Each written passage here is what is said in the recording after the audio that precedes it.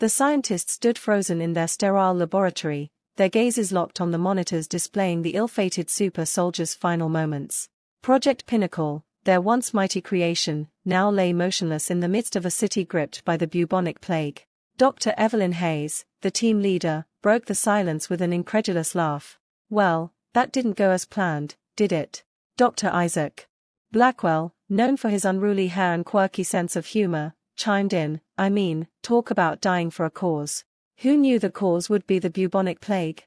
Dr. Maria Lopez, usually the voice of reason, couldn't help but shake her head in disbelief. "We spent years engineering the perfect soldier, and it succumbs to a medieval disease. Irony, anyone?" Dr. Raj Patel, the team's resident tech wizard, raised an eyebrow as he stared at his screens. "Should we tell the Pentagon? I mean, how do you file a report for super soldier taken out by historical relic?" Evelyn nodded. "Yes, Raj, draft an email with the subject line Super Soldier versus the Plague, a tragic comedy. We might as well make them laugh." As Raj began composing the most absurd official message of his career, the team couldn't help but exchange bemused glances.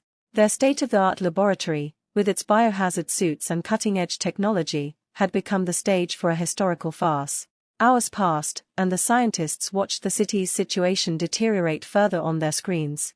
They tracked Project Pinnacle's GPS signal, hoping for some miraculous recovery, but it remained static. The once mighty soldier had met its comedic end.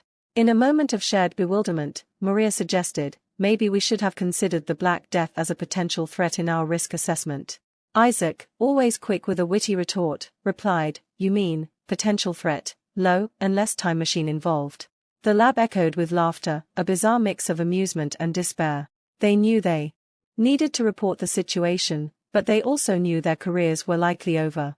Who wanted to fund scientists responsible for unleashing a super soldier only to have it perish from an ancient plague?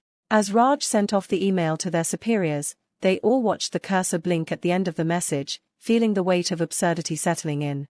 The response was swift, more bewildering than they could have imagined. The email was forwarded, shared, and turned into an inside joke across the highest echelons of government. The scientists, it seemed, had inadvertently become the subject of a national punchline.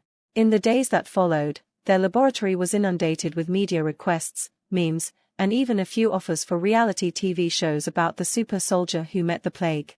While their scientific careers had certainly taken an unexpected turn, one thing was clear: they had unwittingly become the most famous scientists in the world, known for the ultimate scientific punchline. And as they continued to grapple with the aftermath of their bizarre experiment, the team couldn't help but find humor in the irony of it all. After all, they had taken a leap of scientific faith and ended up creating a legend, even if it was a legendary blunder.